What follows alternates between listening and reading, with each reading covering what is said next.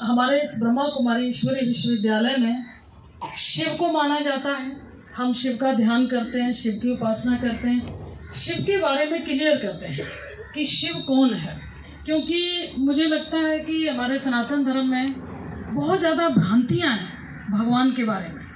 उस भ्रांति को दूर करने के लिए हम लोग शिव का परिचय देते हैं। भ्रांतियाँ माना क्या है कि जिसको जो आता है, जैसा आता है वैसा कहते, वैसा मानते हैं। चलो सब कुछ अच्छा है, लेकिन हम ये कहते हैं कि आपका जीवन परिवर्तन होना चाहिए। आप किसी को भी मानते हैं, हम देवी देवताओं को भी मानते हैं। हम देखते हैं देवी को अगर बड़ी श्रद्धा से, बड़ी आस्था से, बड़े प्रेम से जो भी याद करते हैं, वो अनुभव करते हैं कि देवी की शक्ति हमारे जीवन में कैसे कार्य करती है। तो इसी तरह से परमात्मा शिव जो सबके पिता हैं, देवी देवता हैं। हमारे सनातन धर्म में 33 करोड़ देवी देवताओं की यादगार है। उनके भी पिता शिव परमपिता परमात्मा ज्योति स्वरूप निराकार लाइट, जिनका रहने का स्थान जो कहा जाता है पार ब्रह्म परमेश्वर, तुम सबके स्वामी, कि जो परे से परे ब्रह्म में रहने वाला है वो शिव सबका स्वामी है, सबका पिता है। जैसे शरीर का पिता सेम शरीर होता है, जानवर का पिता जानवर होता है, पक्षी का पिता सेम पक्षी होता है। इसी तरह जैसे आत्मा निराकार है, जैसे आत्मा एक लाइट, एक छोटा सा बिंदु है, ऐसे आत्मा का पिता परमात्मा भी एक लाइट है, जिसको हमने याद करने के लिए एक प्रतिमा शिवलिंग के रूप में बनाई है। तो परमात्मा को कहते हैं कि परमात्मा शिव वो है, निराकार ज्योति स्वरूप वो है जो सर्व धर्म मान्य है, जिसे हर धर्म स्वीकार करता है, वो ईश्वर है। शिव को आप देखेंगे कि मुस्लिम धर्म में नूर कहा जाता है, क्रिश्चियन धर्म में लाइट कहा जाता है, सिख धर्म में ओंकार कहा जाता है और सनातन धर्म में शिव कहा जाता है। बात एक ही है। तो दूसरी बात ये कही जाती है कि परमात्मा वो है जो अनंत है, जिसकी शक्ति का कोई अंत नहीं है, वो परमात्मा है। जिसके लिए कहावत में कहते हैं कि एक जंगल की कलम बनाओ, सागर की स्याही बनाओ और स्वयं सरस्वती महिमा लिखना शुरू करें तो भगवान की महिमा पूरी नहीं कर सकती, इतनी ईश्वर की महिमा है। चौथी बात ये कही जाती है कि परमात्मा सर्वोच्च है, जिसके ऊपर कोई हस्ती नहीं, वो परमात्मा शिव है। पांचवी बात ये कही जाती है कि परमात्मा इस सृष्टि से न्यारा है और सारी दुनिया उसे प्रेम करती है, वो है परमात्मा। बाकी कोई मनुष्य ऐसा नहीं हो सकता। हमारे यहाँ ये बताया जाता है कि मनुष्य अगर त्याग करता है, तपस्या करता है, ध्यान करता है, तो वो धर्मात्मा बन सकता है, पुण्यात्मा बन सकता है, श्रेष्ठ आत्मा बन सकता है, देव आत्मा बन सकता है, महान आत्मा बन सकता है, लेकिन परमात्मा नहीं बनता।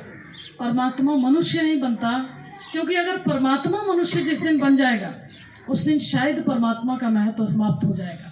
तो हम सभी जब हम त्याग, तपस्या, मेहनत करते हैं तो हम देव आत्मा, पुण्य आत्मा, धर्म आत्मा, श्रेष्ठ आत्मा बनते हैं, न कि परमात्मा। इसलिए ये कहा जाता है गॉड इज वन, परमात्मा सिर्फ एक है, ज्योति स्वरूप है, निराकार है, परलोकवासी है। और जब धर्म की ग्लानि होती है तो इस धरा पर अवतरित होते हैं, इसलिए उनको शिव शंभु कहा गया है। शिव स्वयं ही इस भू पर अवतरित होकर हम मनुष्य आत्माओं को शिक्षा देते हैं कि हमें मनुष्य से देवता कैसे बनना है। और फिर से इसमें यह दिखाया गया है कि सारे धर्म वाले एक शिव की उपासना कर रहे हैं। किसी ने ओंकार कहा, किसी ने शिव कहा, किसी ने लाइट कहा, किसी ने ओंकार कहा। हमारे प्राचीन भारत देश में भी शिव की यादगारें पूरे भारत के कोने कोने में है, जिसकी यादगार शिवरात्रि के रूप में मनाई जाती है और हम भी शिव को याद करते हैं। तो शिव परमात्मा ने आकर के शिव ने आकर के हमें शिक्षा विशेष क्या दी कि हमें मनुष्य से देवता बनना है। स्कूलों में, कॉलेजों में डॉक्टर बनने की, इंजीनियर बनने की, वकील बनने की शिक्षाएं दी जाती हैं, लेकिन मनुष्य से देवता बनने की शिक्षा नहीं दी जाती। इस संस्था को ईश्वरीय विश्वविद्यालय कहा जाता है। यहाँ पर विद्या दी जाती है कि आज जो हम मनुष्य बन गए हैं, मनुष्य से हम देवता कैसे बने, वो देवताई गुण हमारे जीवन में कैसे आए। भगवान को प्रेम का सागर कहते हैं, सुख का सागर कहते हैं, शांति का सागर कहते हैं, आनंद का सागर कहते हैं। तो हम उसके बच्चे हैं, तो हमें भगवान जैसा गुणों को अपनाना है। अपने परिवार में शांति से रहें, प्रेम से रहें। हमारे जीवन की वास्तविकता जो है वो हमें तभी पता चलती है कि आप अपने परिवार में कैसे रहते हैं। आप यहाँ आए हैं, बड़ी शांति से बैठे हैं, हम भी बैठे हैं, आप भी बैठे हैं, लेकिन जिनके साथ हम 24 घंटा रहते हैं, जीवन की वास्तविकता तो वहाँ पता चलती है कि हम कितना प्रेम से रहते हैं, कितना सुख से रहते हैं। अगर हम नहीं रह पाते तो भगवान का ध्यान कीजिए, क्योंकि जिसका हम संग करते हैं उसका रंग ना लगे ऐसा संभव नहीं है, रंग अवश्य लगता है। तो परमात्मा प्रेम का सागर है, हम उसका संग करते हैं तो हम सबके प्रति एक वसुधैव कुटुंबकम की भावना रख पाते हैं। तो परमपिता परमात्मा शिव ने ये बताया कि जैसे सुबह होती है, फिर दोपहर होती है, फिर शाम होती है, फिर रात्रि होती है, तो रात्रि के बाद सवेरा निश्चित है। जैसे सतयुग बीत गया, त्रेता बीत गया, द्वापर बीत गया, आज हम उन युगों की कहानियाँ सुनते हैं, उन युगों की देवी देवताओं की पूजा करते हैं, उन युगों की कथाएं सुनाते हैं। आज कलयुग है। अगर ये तीन युग बीत चुके, 4 युग बीत चुके हैं, आज कलयुग चल रहा है। कलयुग माना कलह का युग, दुख का युग चल रहा है। तो निश्चित रूप से यह भी व्यतीत होगा। जैसे संडे मंडे ट्यूसडे गिनते हैं, फिर से संडे आता है। जनवरी फरवरी दिसंबर तक गिनते हैं, फिर से जनवरी आती है। जो भी हम महीने गिनते हैं, दिन गिनते हैं, साल गिनते हैं, हर एक चीज अपनी धुरी पे घूम रही है, जिसको हम कहते हैं हूबहू सृष्टि का चक्र चल रहा है। जिसको ये भी कहा जाता है बनी बनाई बन रही, अब कुछ बननी नहीं। तो भगवान फिर से आकर के नई दुनिया, जिसको हम सतयुग कहते हैं, सवेरा कहते हैं, उस दुनिया की स्थापना करने आए हैं। इस समय वर्तमान समय में स्थापना और विनाश दोनों कार्य एक साथ चल रहे हैं और चलेंगे, और फिर से सवेरा होगा, जिसको हम सतयुग कहते हैं। शेर बकरी घाट पर पानी पीते थे, दूध घी की नदियां बहती थी, इतना सुखमय संसार था। जिन देवी देवताओं के आगे आज हम जाते हैं तो हमें देखते ही सुकून फील होता है। आखिर उनका जीवन ऐसा कैसे बना? वो भी एक मानव थे, लेकिन उन्हें देवता क्यों कहते हैं? क्योंकि वो दिव्य गुणों से, भगवान के गुणों से भरपूर थे, इसलिए उनको देवता कहा जाता है।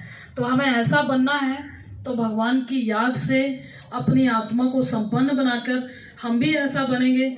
ऐसा हम सभी पुरुषार्थ कर रहे हैं। भगवान हमें रोज शिक्षा देते हैं, और उन शिक्षाओं को अमल में लाने के लिए जितनी हमारी यथाशक्ति होती है हम सभी प्रयास करते हैं। इसमें ऐसा नहीं है कि जैसे भाई जी सुना रहे थे कि बहनें हैं, उन्होंने शादियां नहीं की हैं। बहनें एक गाइड के रूप से होती हैं, आश्रम पर एक टीचर तौर से होती हैं।